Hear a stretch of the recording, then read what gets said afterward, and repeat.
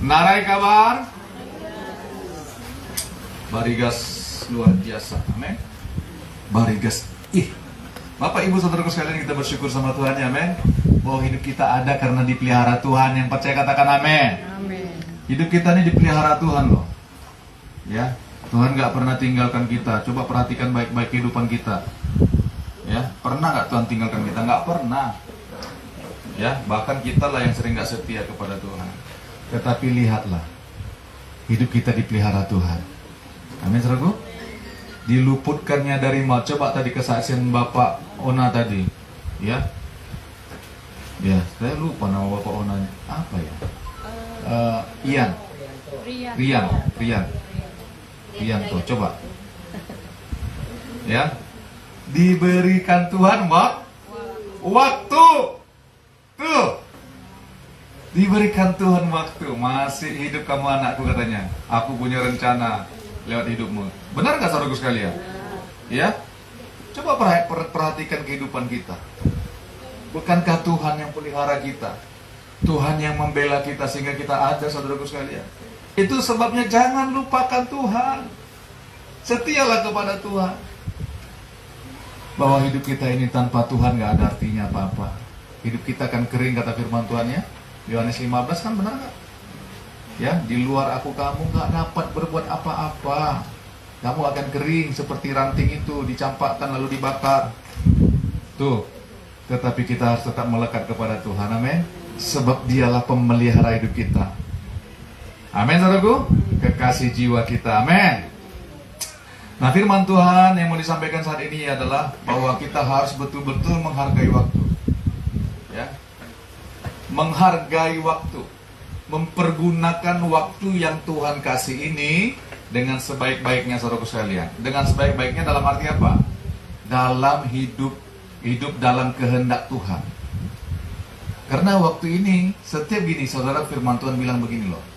Pengkhotbah 3 ayat 1 mengatakan, untuk segala sesuatunya di bawah kolong langit ini ada waktunya. Ada waktunya, ada masanya. Ada waktunya.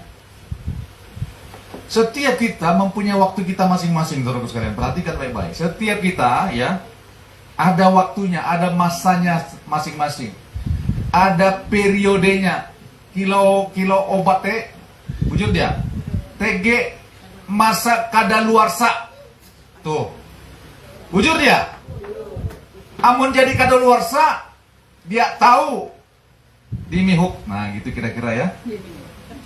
Kalau Pak Manurung itu udah lancar itu bahasa Dayaknya, itu saya rasa itu.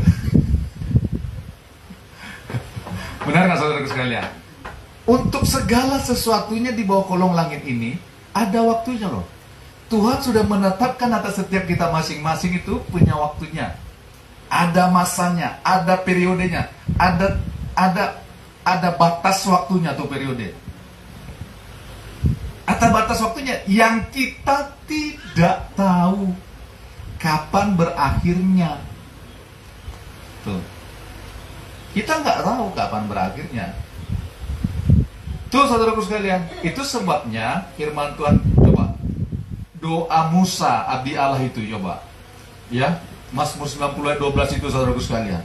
Ajarlah kami menghitung hari-hari kami, supaya kami memperoleh hati yang bijaksana. Kenapa dia bilang sama Tuhan begitu, saudaraku sekalian?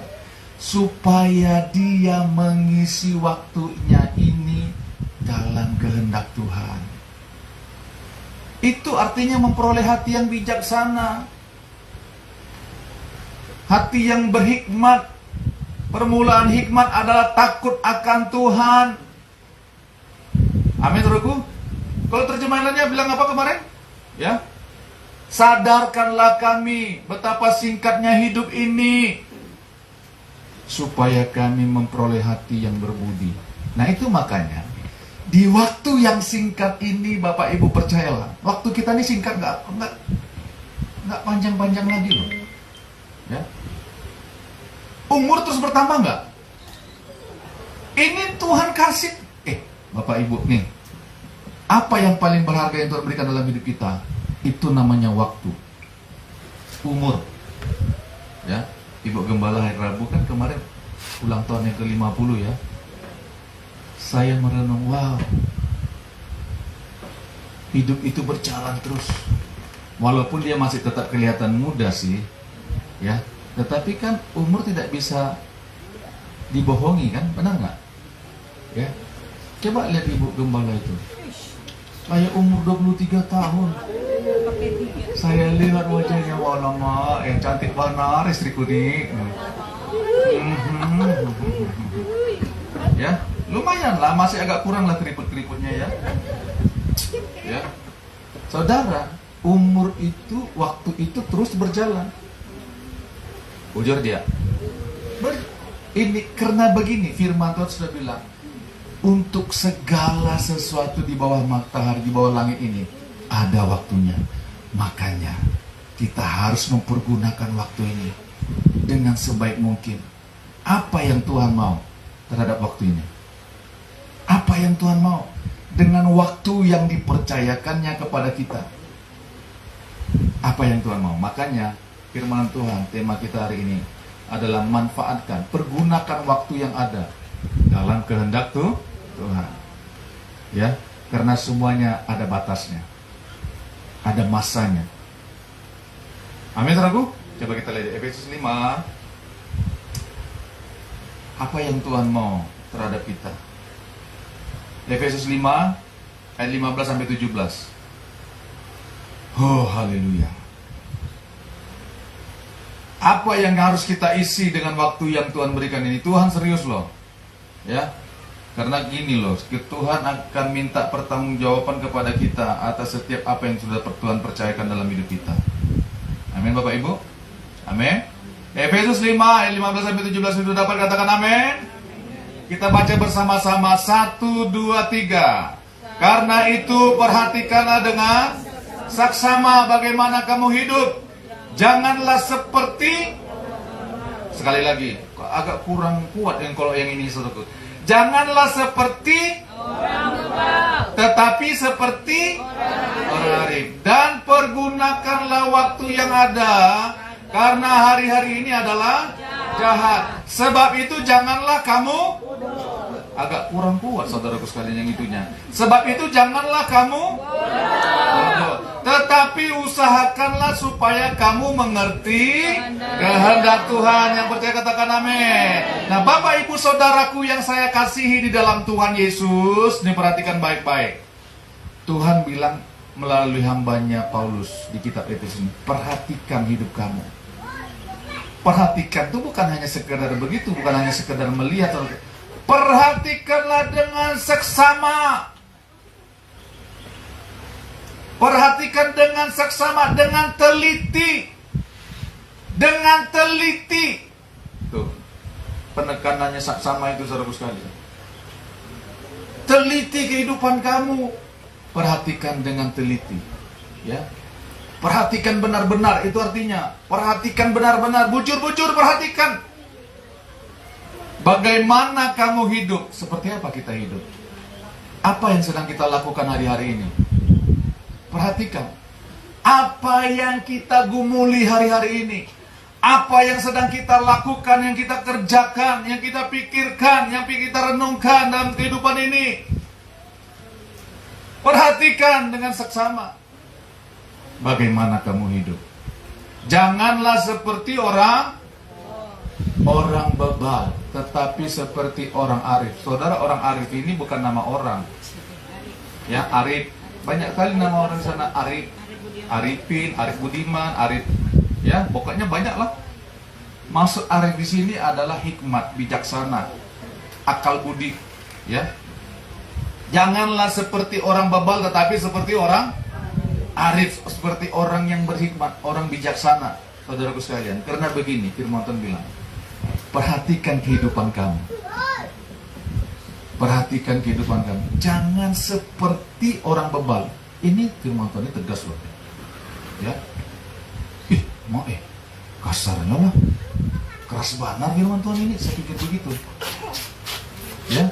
Karena begini, banyak anak-anak Tuhan tidak menghargai waktu yang Tuhan berikan. Nyaman begitu-begitu saja. Karena begini, karena waktu ini akan terus berlalu. Itu makanya firman Tuhan, perhatikan hidupmu dengan teliti. Bagaimana kamu hidup? Jangan seperti orang bebal. Kau ngerti gak orang bebal? Orang yang tidak mau mengerti.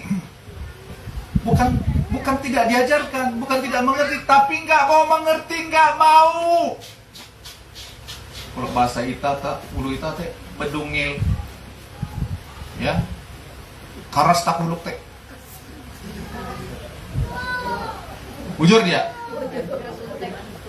karas duduk. Sudah dikasih tahu, malah dilanggar. Nggak dikasih tahu, dilanggar juga. Kan orang tua suka marah sama anaknya gitu kan. Sudah dikasih tahu.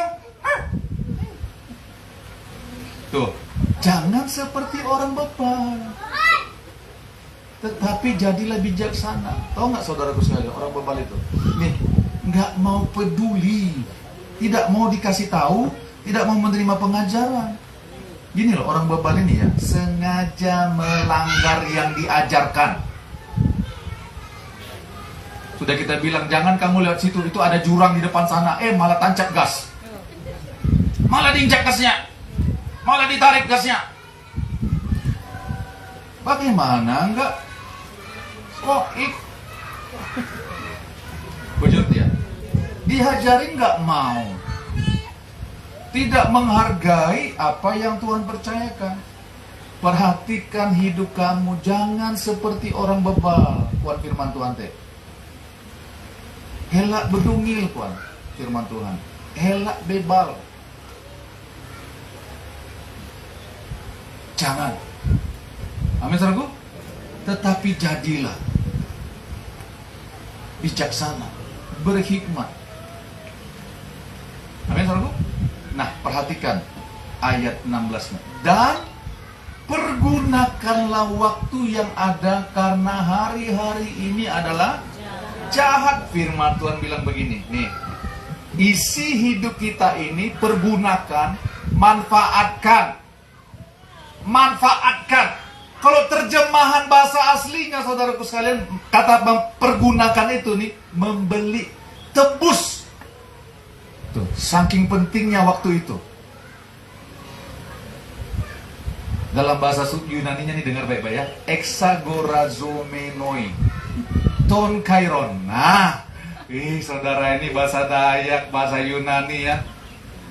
Ya, artinya menebus atau memanfaatkan setiap kesempatan. Pergunakan, manfaatkan sebaik-baiknya. Pergunakan waktu yang ada, jangan anggap remeh dengan waktu. Firman Tuhan bilang, tebus waktu itu. Beli malah. Artinya tahu nggak? Korbankan segala sesuatunya untuk mengisi waktu itu yang Tuhan percayakan itu, untuk menggenapi kehendak Tuhan. Saudara, jangan main-main. Kita nggak boleh main-main dengan waktu loh, saudara sekalian. Kita jangan main-main dengan waktu. Percayalah, hidup kita ini akan berlangsung. Dan akan kita pertanggungjawabkan semua waktu itu di hadapan Tuhan. Saudara, ya, jangan seperti orang bebal, kata firman Tuhan. Biar berangai ilah, kare ilah, jatun ini, jatun itu, jatun ini. Ya, karena firman Tuhan, pergunakan waktu itu, tebus waktu itu, beli waktu itu. Karena itu begitu berharga.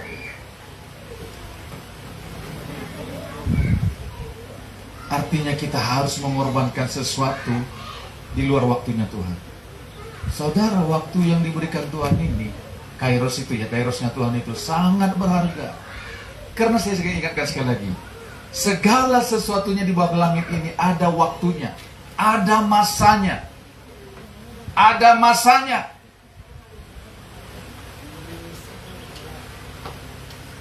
Dan firman Tuhan mengatakan melalui Abi Musa itu, melalui hamba Tuhan Musa itu,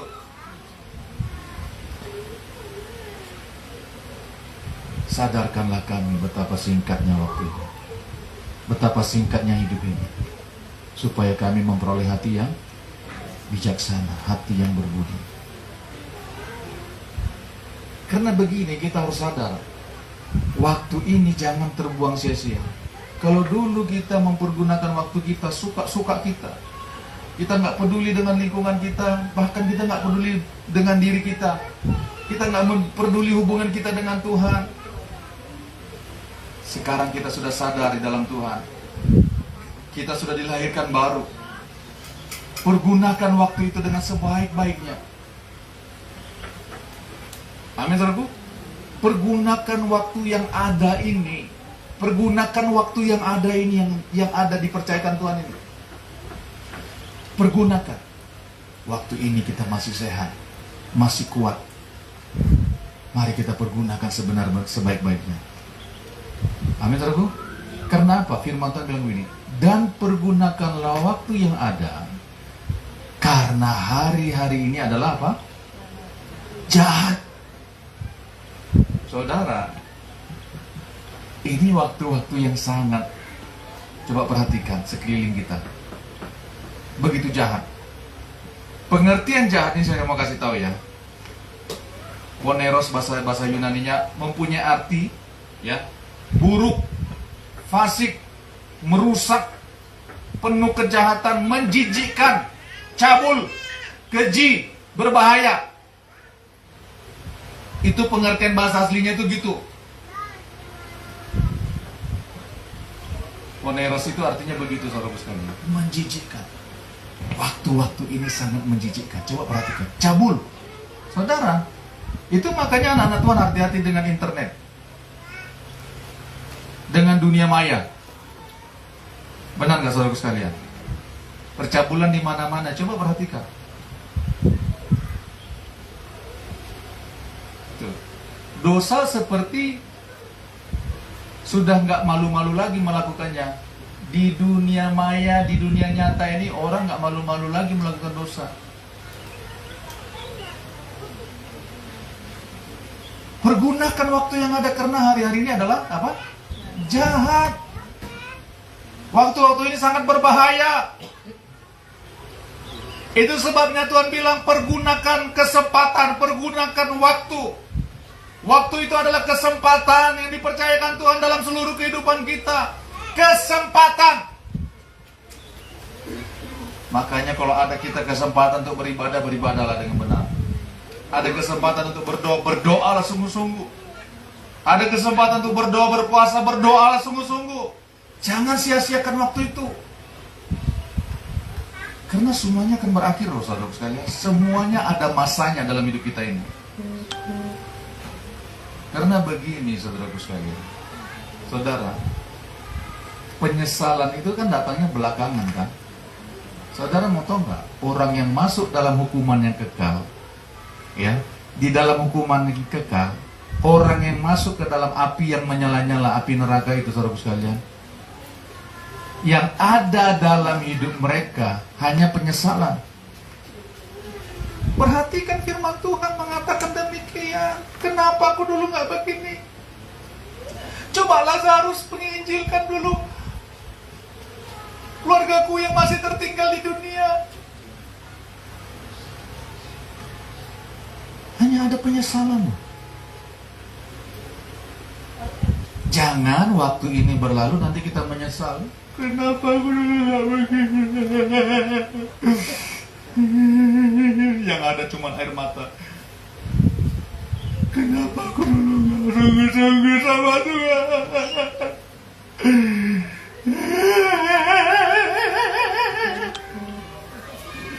Kenapa dulu? Kenapa? Kembang nostalgia. Aku begini. Jangan kau terus bertanyakan, saudara, pura-pura nggak tahu aja. Aku begini, kau begitu, sama saja, kan begitu. Saudara, ini perhatikan baik-baik. Pergunakan waktu yang ada, kata firman Tuhan. Ini firman Tuhan atau Daniel Sinaga yang bilang ini? Firman Tuhan. Pergunakan kesempatan yang ada, waktu yang ada. Karena hari-hari ini adalah jahat. Jangan hidup dalam hayalan. Andai aku jadi orang kaya ketemu dengan CEO yang bujur-bujur aja lah, saudaraku sekalian. Ini kan lagi musim ini di reel itu, di Facebook, di mana-mana, Instagram, di TikTok. Satpam jadi orang kaya. Satpam ternyata punya uang miliaran. ATM warna hitam. Tuh, black apa tadi katanya? Oh my God. Coba. Oh my God. Hidup dalam hayalan. Itu makanya lagu tadi mengingatkan kita. Amin, saudaraku. Dikerjakan lagu itu. Berikan ku hati seperti hatimu yang memandang tuayan, gitu ya. Yang penuh dengan belas kasihan. Karena dia mau mengisi waktu itu dengan belas kasihan Tuhan. Memandang tuayan. Berikan ku tangan seperti tanganmu. Berikan ku kakiku bergerak dalam rencana Tuhan. Saudara, di firman Tuhan bilang, pergunakan, belilah waktu itu. Hargai, artinya hargai kesempatan yang Tuhan berikan. Hargai. Jangan masa bodoh dengan kesempatan atau waktu yang Tuhan berikan dalam hidup kita. Jangan. Satu kali saya mengkonseling keluarga kami, bersama istri mengkonseling keluarga. Ya, waktu kami di sana itu, dia suka marah-marah sama istrinya, suka kasar. Saya bilang begini, kamu jangan merasa muda terus. Jangan kamu merasa muda terus. Kamu itu nanti akan menjadi tua. Jangan kamu menyesal hidup sebatang kara, ditinggal istri dan anak-anakmu. Karena masih muda kasar sama istri. Minggu depan kita mau bicara tentang keluarga. Amin, saudaraku? Amin.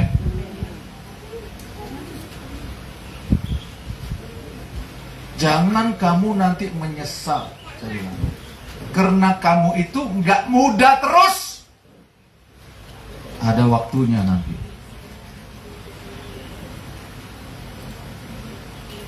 Amin, saudaraku? Pergunakan waktu yang ada. Bagaimana? Apa yang kita harus gunakan itu?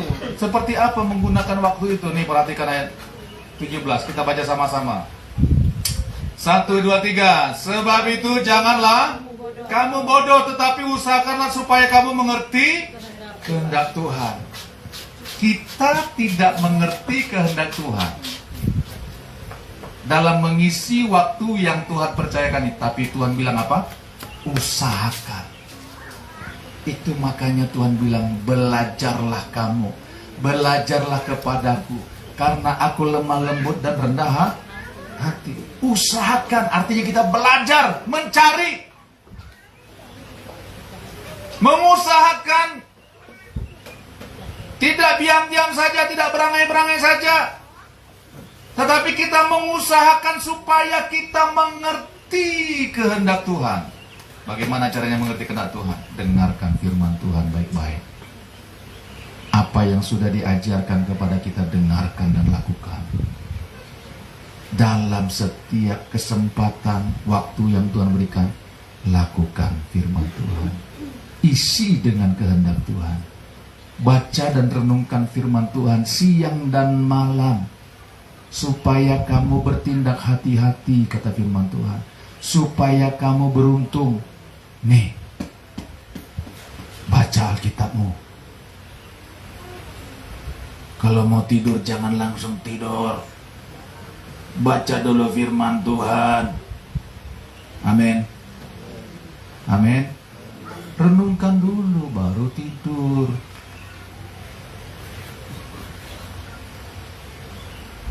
Amin, saudaraku. Saya mendisiplin diri saya dari dulu seperti itu. Walaupun saya capek ya, walaupun baru pulang dari perjalanan jam 2 aja apa subuh sekalipun, saya akan baca firman Tuhan sebelum saya tidur. Saya mendisiplin diri saya seperti itu, saudara sekalian. Lakukan seperti itu. Kenapa? Supaya kita mengerti apa yang menjadi kehendak Tuhan dalam hidup kita. Bukan maksudnya kita langsung mengerti, paham apa itu ayat isi Alkitab. Bukan begitu maksudnya. Kita mengerti petunjuk-petunjuk Tuhan yang harus kita lakukan, saudaraku sekalian. Amin, saudaraku. Sebab itu janganlah kamu bodoh, tetapi usahakan supaya kamu mengerti kehendak Tuhan. Amin, saudaraku.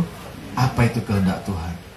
Kita pergi melangkah memberitakan Injil. Amin. Kita berlatih diri kita untuk beribadah sungguh-sungguh kepada Tuhan. Kita hidup dalam takut akan Tuhan. Itulah kehendak Tuhan. Itulah kehendak Tuhan. Karena begini, saudaraku sekalian, kalau kita nggak melakukan kehendak Tuhan, berarti kita bukan menyembah Tuhan. Serius ini. Kalau kita nggak melakukan kehendak Tuhan, kita menepis kehendak Tuhan, berarti kita bukan orang yang menyembah Tuhan. Coba buka yuk. Matius 7 ayat 21 apa kata firman Tuhan? Matius 7 ayat 21 apa kata firman Tuhan? Coba kita baca baik-baik. Coba kita baca, renungkan firman Tuhan ini. Ya, sudah dapat katakan amin? Kita baca bersama-sama Matius 7 ayat 21. Apa kata firman Tuhan? 1, 2, 3. Bukan setiap orang yang berseru kepadaku Tuhan, Tuhan akan masuk ke dalam kerajaan surga, melainkan apa? Dia yang melakukan kehendak Bapakku yang di sorga. Itu makanya firman Tuhan melalui Paulus ini mengatakan, usahakan supaya kamu mengerti kehendak Tuhan dalam mengisi, dalam mempergunakan, dalam memanfaatkan waktu yang ada.